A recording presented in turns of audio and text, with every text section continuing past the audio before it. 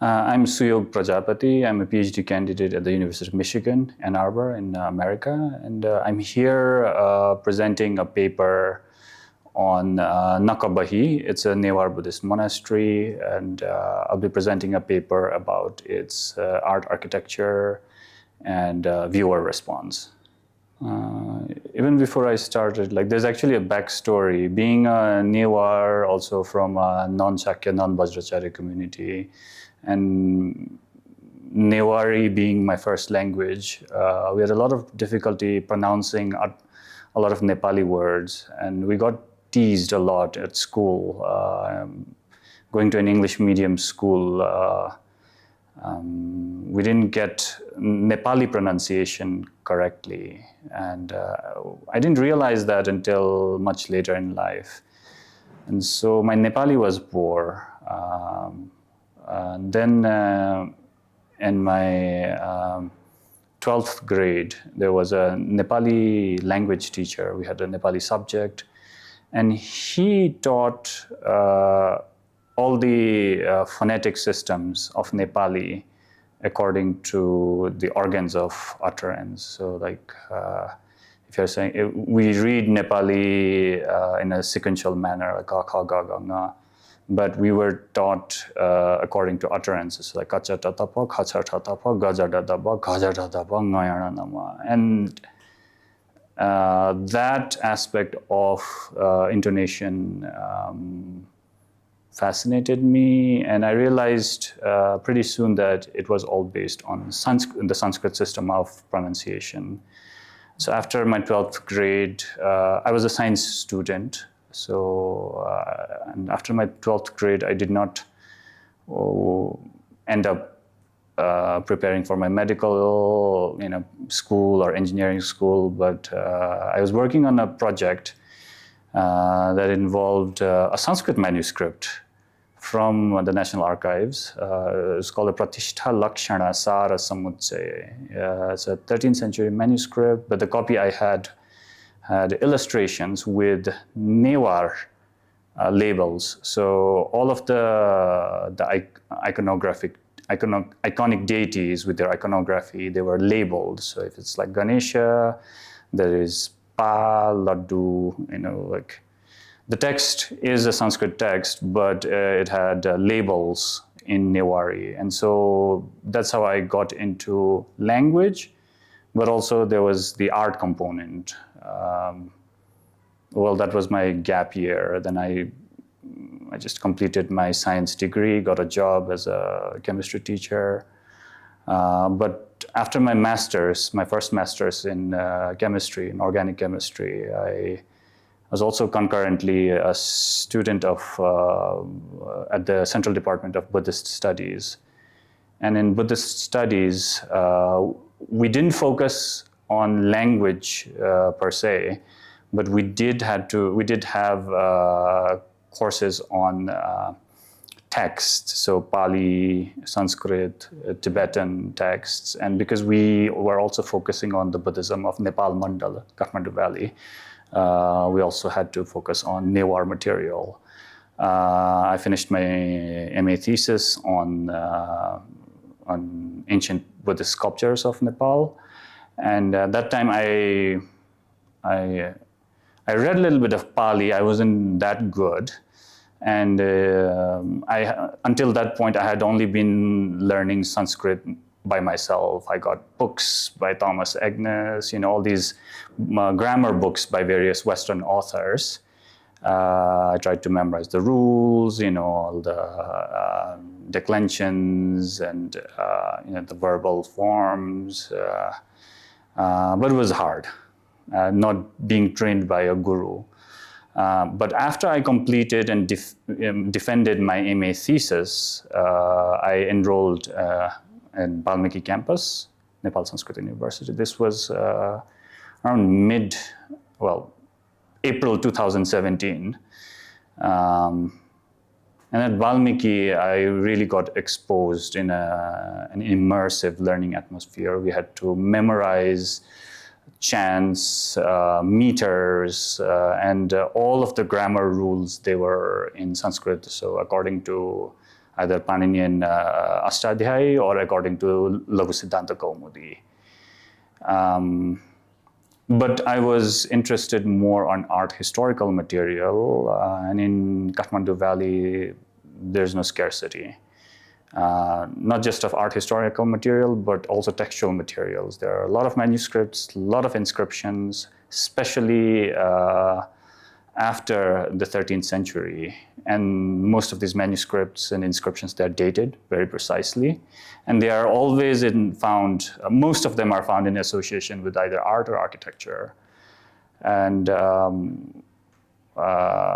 was still teaching chemistry, but after I finished my Buddhist studies, I also started teaching Buddhist studies, and my specialization was iconography. So I had a chance to read the Nispanna Yogavali, Sadhanmala, and Kriyasangra Panjika. So Kriyasangra Panjika dealt specifically with architecture, how Buddhist monasteries are supposed to be founded. It's a prescriptive text. Sadhanmala on iconography, and Nispanna Yogavali on mandalas. So while teaching, I had a chance to learn. So I was more of a student than a teacher. Then I got a Fulbright. I went to the US in 2019, did my third master's in art history. And in the middle of the pandemic, I applied for grad school in Michigan, and I was recruited as a PhD student in 2021. And from then till today, I've taken Sanskrit classes at various levels, beginners to advanced Sanskrit.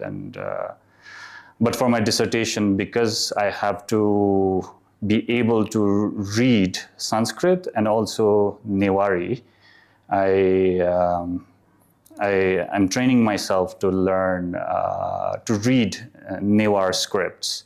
We learned this in our Buddhist Studies MA program, but now I'm putting it to use in my doctoral project. I'll try to be brief. First, the distinction between script and language. Sanskrit language and Sanskrit script isn't the same, like Newar language and Newar script isn't the same. Sanskrit can be written in Roman characters. Newar can be written in Roman characters. Pali can be written in Newar characters. Pali and Sanskrit are close, but they're not the same again. It's debatable which came first, but regarding Newar and Sanskrit, I'm not saying Newari because it's a very political term. I'm saying Newar language. Until 1769 precisely, Newar was a cosmopolitan language used in the Kathmandu Valley. It was a lingua franca. Everyone in the Kathmandu Valley spoke Newar, one form or the other. There were different dialects, but it was a very mixed language. And there are a lot of Sanskrit words, but just Newarized. Now I said Newarized because Newar is a Tibeto-Burmese language, and so some of the specific sounds aren't clearly uttered. And here it comes back to my earlier life. We don't distinguish between the tas and the tas, and sometimes the ras and the las get swapped in Newari. And in the Buddhist context, especially among Bajracharya communities, all the liturgical texts, whether it's the Dharani text, the Pancharaksha Sutra, Prajnaparamita, the Navagrantha text, they're all in Sanskrit.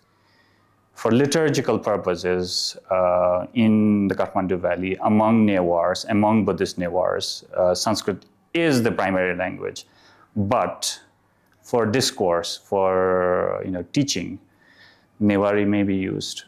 But you get manuscripts by Newars, they can be very well 100% Sanskrit. But maybe even 99% Sanskrit and maybe 1%, the colophon part about who copied the the manuscript and when it was copied. That little information may be in Newari. So Newari is more like English. It has Sanskrit words, it has Arabic words, it has Persian words, it has Tibeto-Burmese words, and it's more like how English is used now.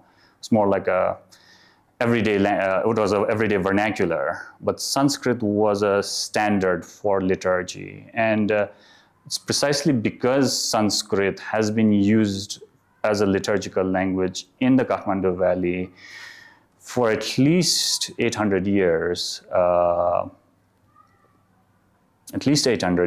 that the tradition survives here. And there are so many manuscripts in the Kathmandu Valley. People who copied the manuscripts may not understand the language, but that was just their job, to copy manuscripts. Bajracharya priests, and in the past, anyone who studied under a Bajracharya or anyone who studied in a Bihara, Bahan, Bahi, could be versed or even conversant in Sanskrit. Before 1850, I think there were a lot of Vajracharyas who were not hereditarily Vajracharyas. Like, they came from Japu communities, like myself. They came from Chitrakar communities. It's just they wanted to know more about the Dharma. And they went to a monastery, they became a monk, they started learning Sanskrit, or mostly the texts.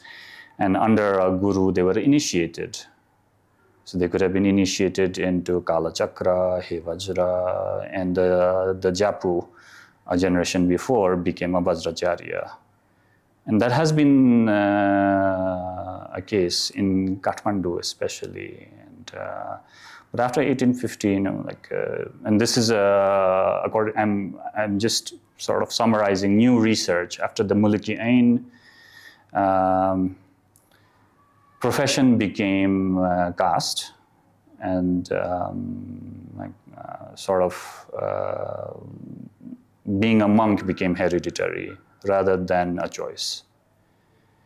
But to the point of how we get both Newar and Sanskrit manuscripts in the same place, it's because of a standard and a vernacular. So Sanskrit is a highly standard technical language understood by a very wide audience. But Newar is sort of the go-to language in places where, quote-unquote, Newars lived. And Newars lived mostly in the Kathmandu Valley, but they also migrated to very distant places, Palpa in the west. Well, there are Newars everywhere in the Himalayan region, but everywhere they went, they took the Newar language. And if there are Vajracharyas, then there are definitely Sanskrit texts in their treasury.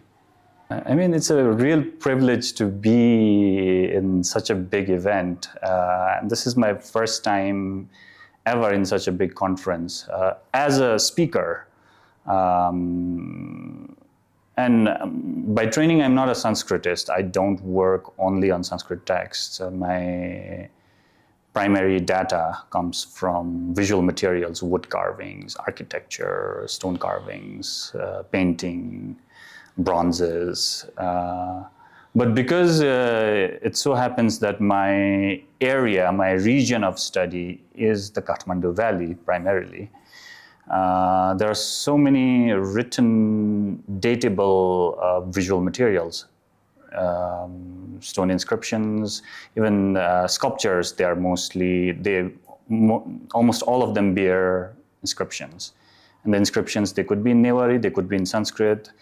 If it's a royal commission, it's generally in Sanskrit, the stone inscriptions. The inscription itself may be in Prachalit script, the common Newar script. Ranjana script. If it's a bit older, it could be Bujimol. If it's, maybe from the time of Yakshamalla in the 14th century.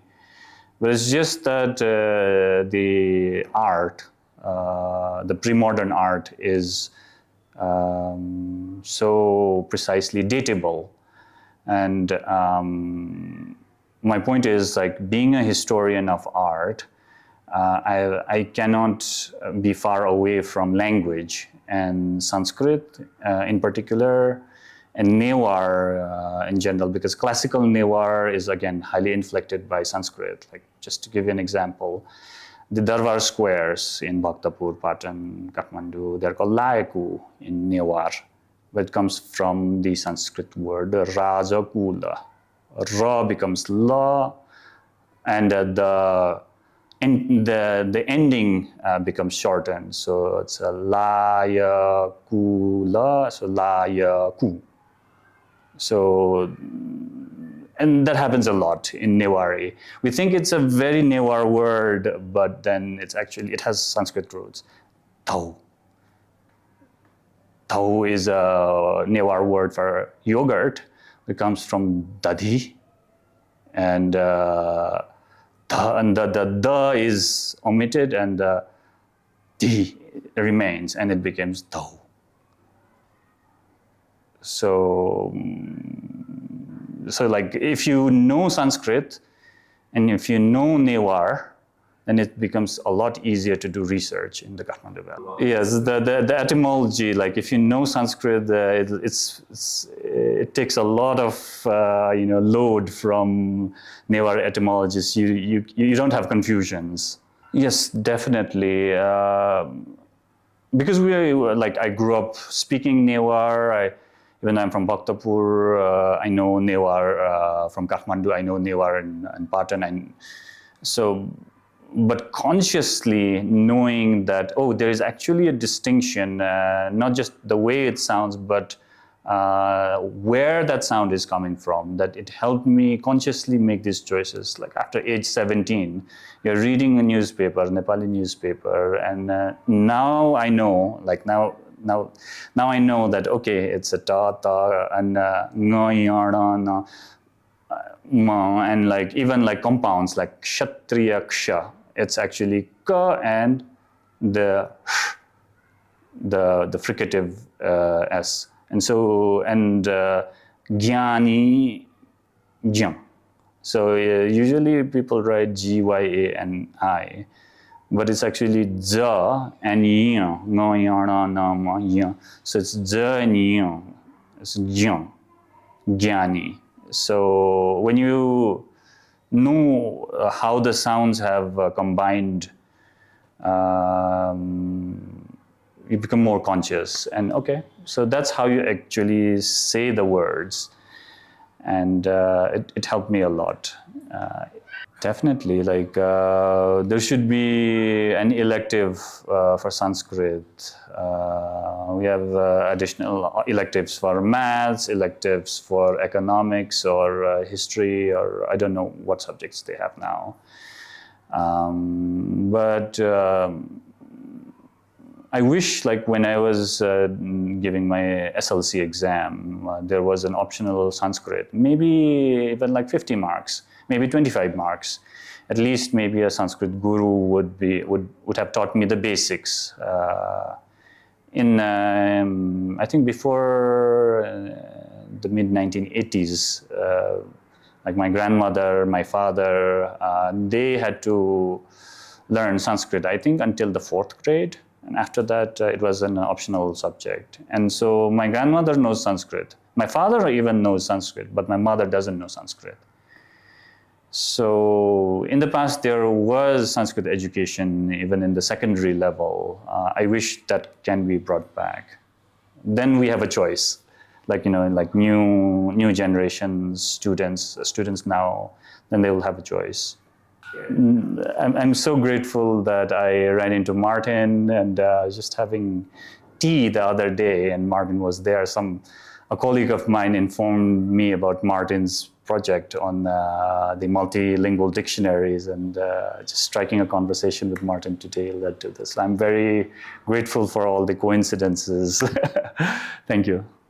Now, this is really not my wheelhouse, but from what I know about bhajans, these daha bhajans, these spontaneous evening singing, drumming and singing tradition that's been going on since at least the last 500 years.